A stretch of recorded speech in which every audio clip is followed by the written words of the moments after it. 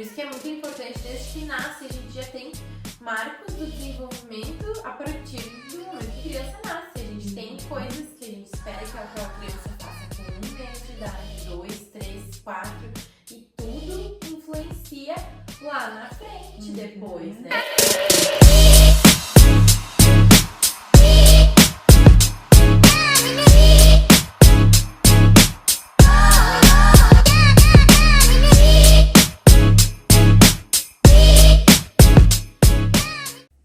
Olá, estamos aqui no nosso terceiro episódio da série de vídeos Cá Entre Nós, hoje com a nossa fono maravilhosa, Laísa, e nós vamos conversar hoje, Laísa, sobre a diferença entre trocas e atrasos na fala, né? É isso. A gente vai desmistificar, então, esse assunto, que é um assunto que traz muita demanda para o consultório, né, Laísa?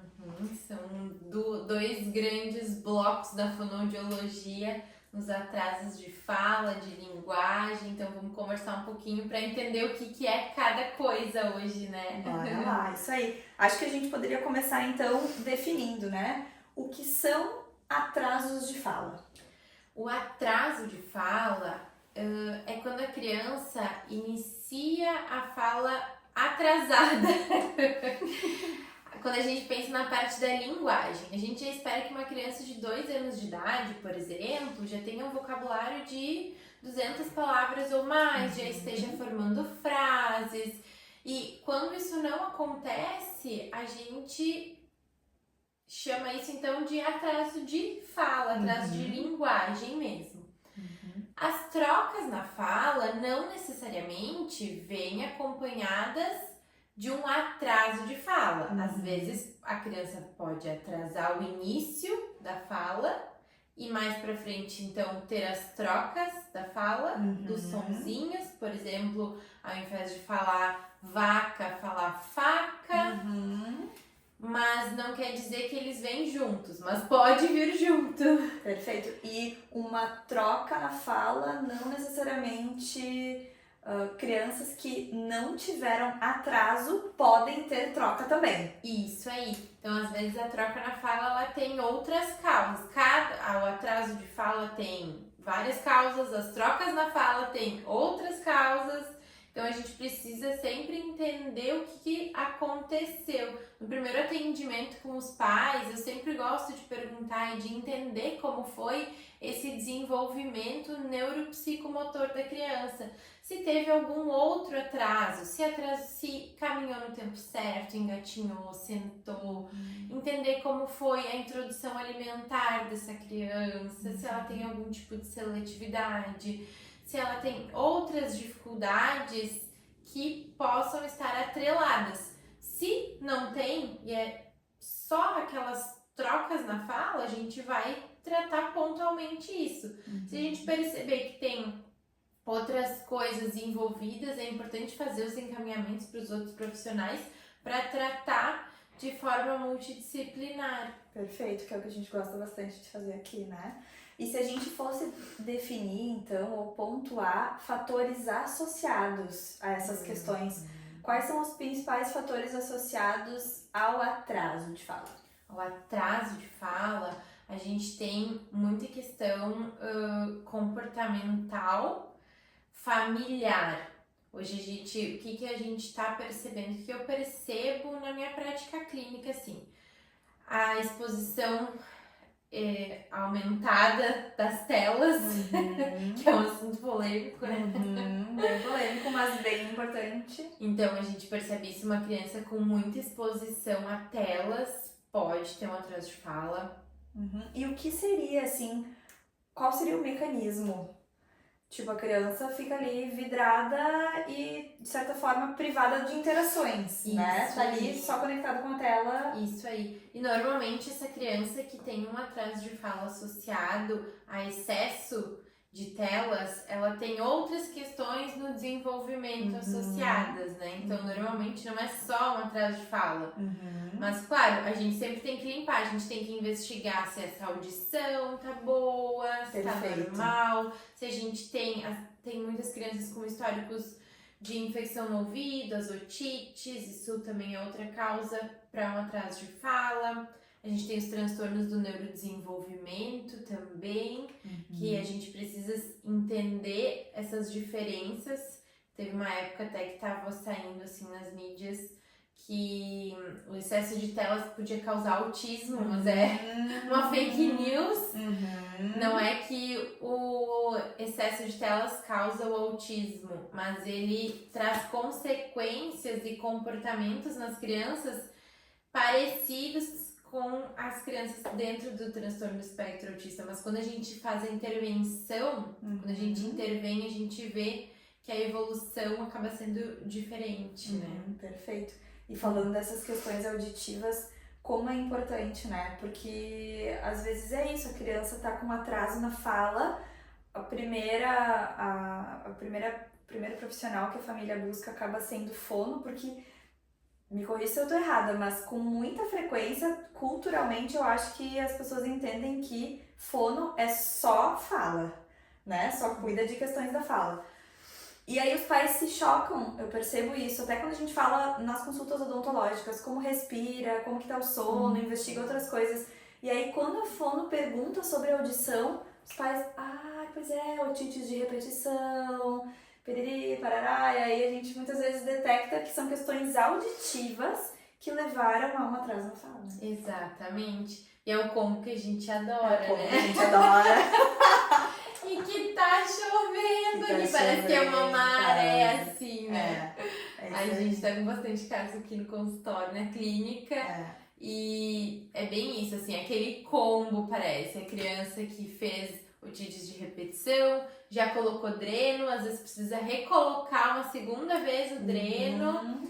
Aí a gente tem sempre uma anquiloglosia junto. Uma anquiloglosia, todo um desenvolvimento esquelético desfavorável, pacientes com retrognatismo, né? Uma criança que não dorme bem, uma criança irritada, uma criança com dificuldade de relacionamento com os colegas na escola, uma criança que os pais já levaram em neuropediatra, às vezes até em psiquiatra. Que às vezes estão medicados para TDAH ou para outras questões, né, neurológicas. E muitas vezes não escutam, não respiram e não falam. Não dormem, não comem. Não comem, por esse combinho, né? E às vezes é uma coisa tão pequenininha, o dreno é tão pequenininho, né? Que resolve tanta coisa. Resolve muita coisa. E às vezes... o que já me aconteceu muito assim também, da criança vir do neuro, pode vir do neuro, do psiquiatra em investigação para autismo, mas não passou pelo otorrino, não passou pelo odontopediatra. Que são as questões basais, né? Porque se a gente for pegar isoladamente os comportamentos daquela criança, às vezes pode até fechar critério diagnóstico para um transtorno do espectro autista, para um transtorno de hiperatividade, desatenção e na verdade a gente vai investigando e não é bem isso, né? A gente começa a limpar o cenário, resolver as questões auditivas, resolver o sono, diminuir a exposição das telas e para isso a gente precisa muito da colaboração da família, né? Muito, são mudanças para a criança que impactam em todo o contexto familiar, né? A gente percebe também, assim, essa dificuldade, voltando um pouquinho, né? A gente vai falando isso. A gente vai resgatando.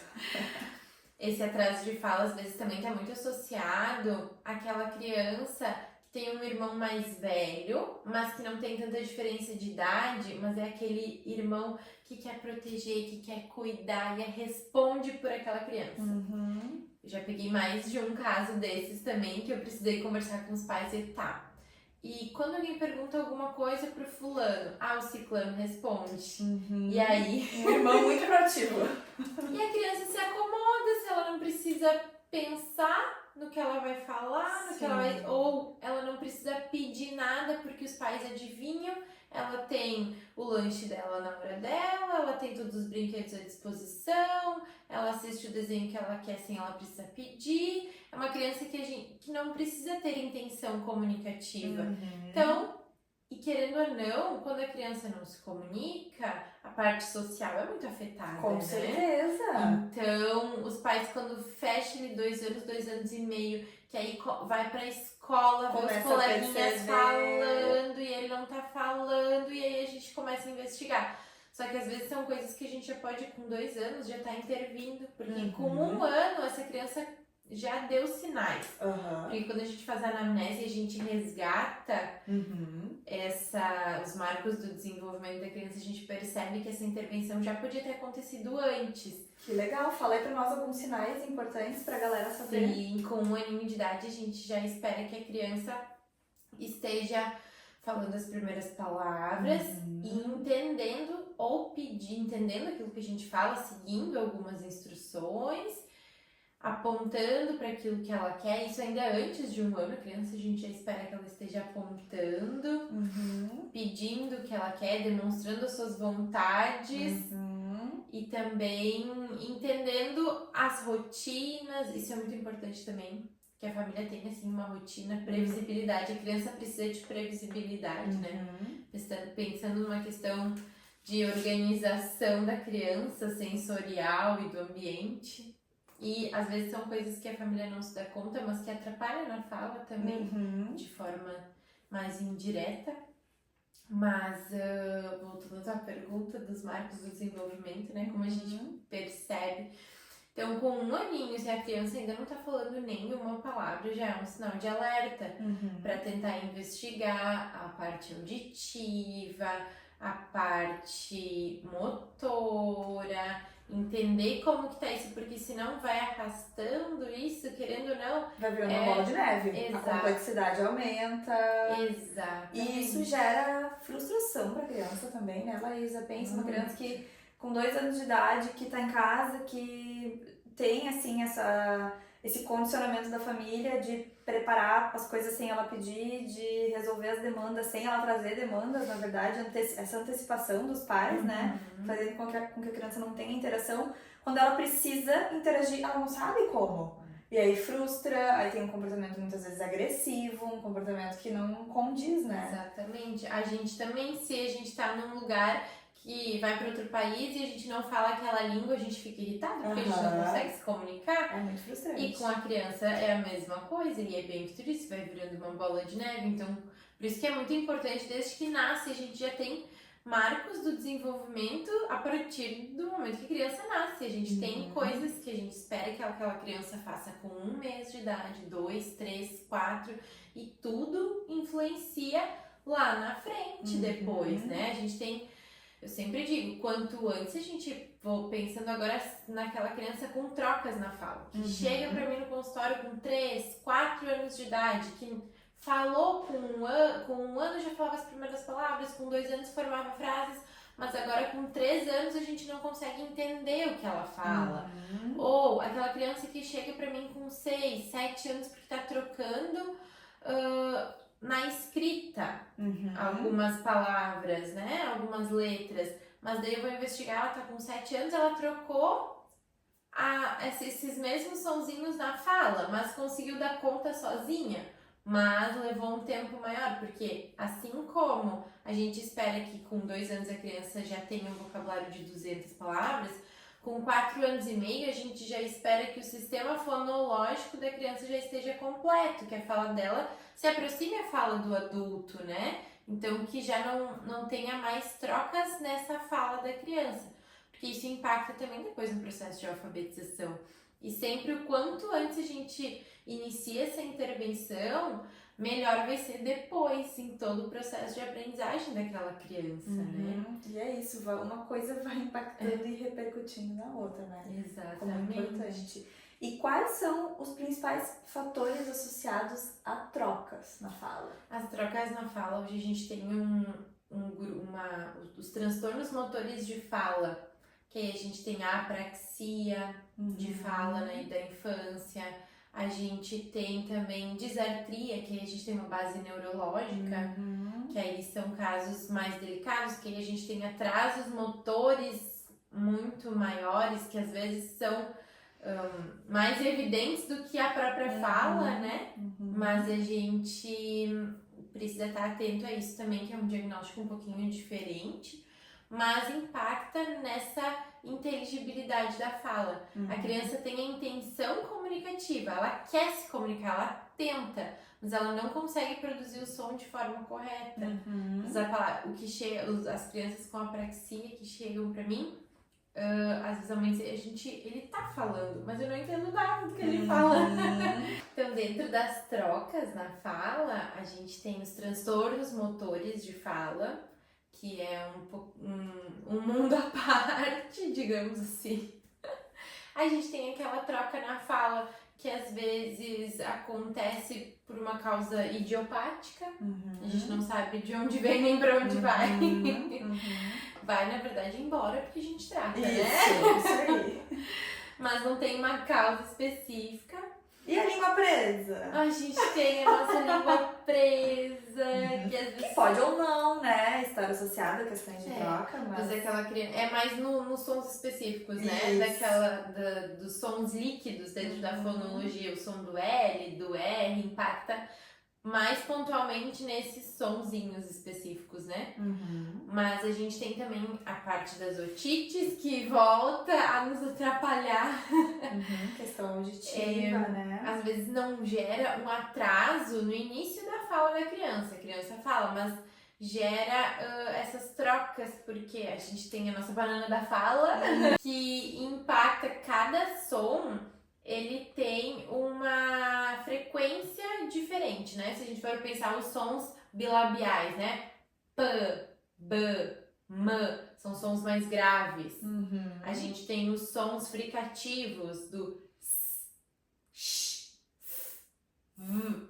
São sons mais agudos, de uma frequência um pouquinho mais alta.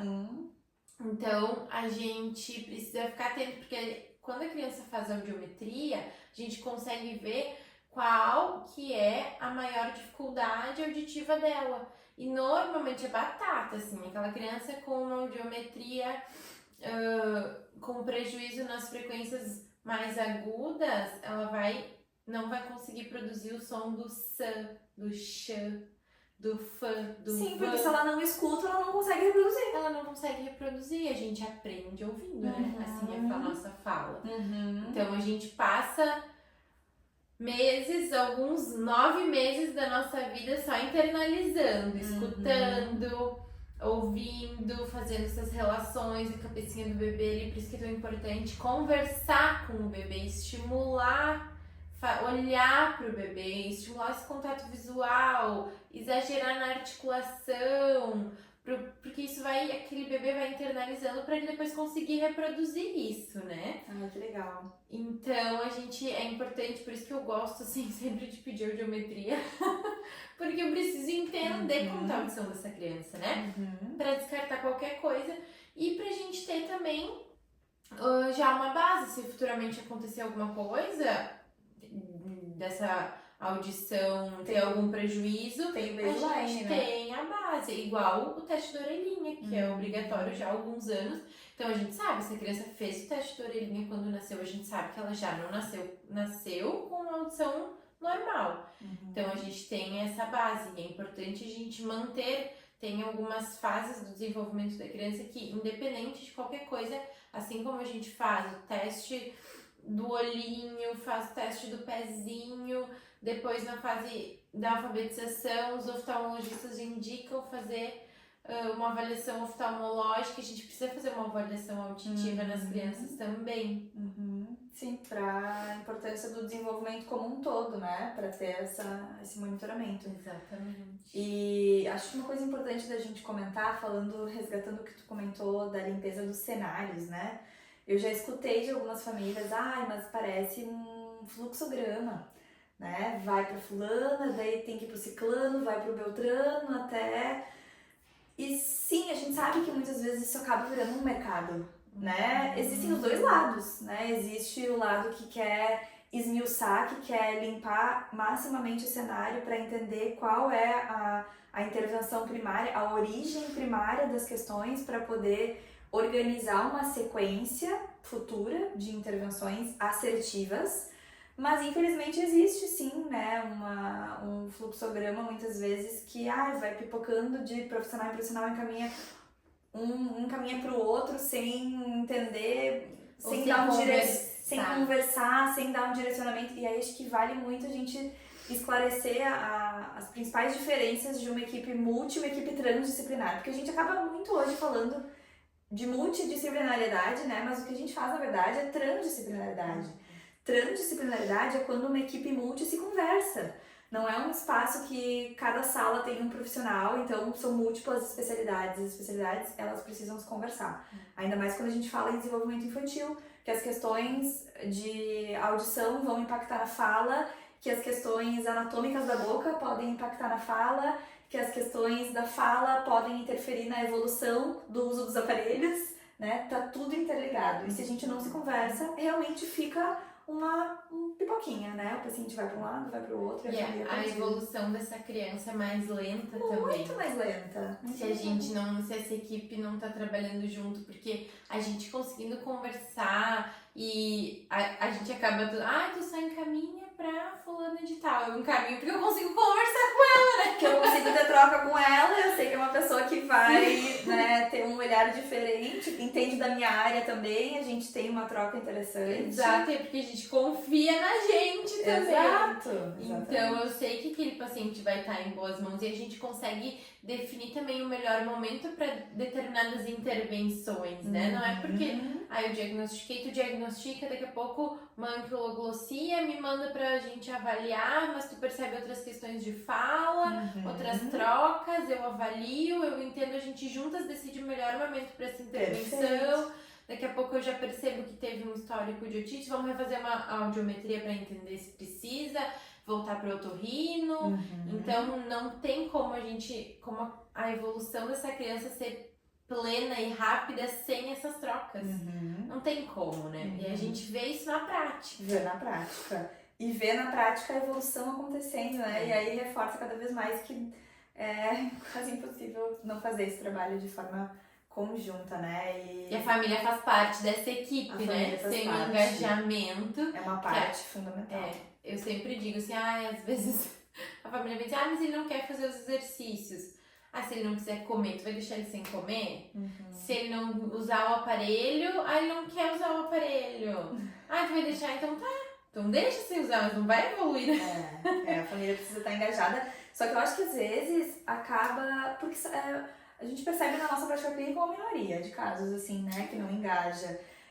Quando a gente se depara com esses casos, assim, de falta de engajamento, eu sempre tento assumir a responsabilidade e pensar onde foi que eu errei, que eu não consegui comunicar a importância do tratamento. Será que não entenderam, Será que não entenderam? E por isso a gente preza tanto também por ter formas de tangibilizar para a criança, quando a criança tem cognitivo, ou para a família, o sentido das intervenções, o motivo. E eu já acompanhei muitas consultas da Laísa e eu escuto muito ela falando isso. Vocês têm alguma dúvida? Vocês não podem sair daqui com dúvida, porque tem que fazer sentido. Eu vou passar exercícios com tais e tais objetivos. Se vocês não entenderem o objetivo, não vai ter motivação para fazer, né? E a gente não vai ter a evolução que a gente deseja.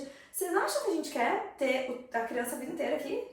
A gente não quer. A criança, eu quero que venha aqui, a gente resolva o problema e vaza! Voa alto! Porque não é interessante para ninguém, né? A gente quer poder tratar o maior número possível de crianças, ajudar crianças e famílias da forma mais assertiva e mais rápida possível. Exatamente. Acho que é o interesse de todos, na verdade, da família também, né? A gente falou, espero que tenha ficado claro as diferenças do atraso de fala e das trocas na fala. E se não ficou, vocês coloquem aqui nos comentários. E já acho que assim, a gente tem muitas coisas de fono pra, assim, trazer aqui, coisas polêmicas, questionamentos importantes da família. Coloca aqui nos comentários pra gente sugestões na área da fonoaudiologia que vocês acham, assim, temas importantes pra gente trazer nos próximos conteúdos, né? E cá entre nós, tem muita gente que nem sabe tudo que a fono trata. Exato, exatamente. Eu, inclusive, sou uma delas que aprendo diariamente com a Laísa. Existem coisas que quando a Laísa me vem com a banana da fala, mas o que é isso, banana da fala? Então, assim, coloca aqui nos comentários pra gente dúvidas, sugestões de temas que cá entre nós são muito importantes e pra gente desmistificar essas questões tão importantes do desenvolvimento infantil. E eu acho que o objetivo é esse, a gente munir as famílias de informação pra gente poder ter, assim, garantir a autonomia das pessoas pra ter o senso crítico de chegar numa consulta, de questionar, de ter um conhecimento base pra até julgar se assim, poxa, será que isso aqui realmente é o melhor caminho? Eu acho que educação é isso, informação é a arma mais poderosa do mundo, né? E esse é o nosso intuito aqui, né? Adorei o nosso papo e a gente espera aqui as sugestões nos comentários pro nosso próximo vídeo. Até mais!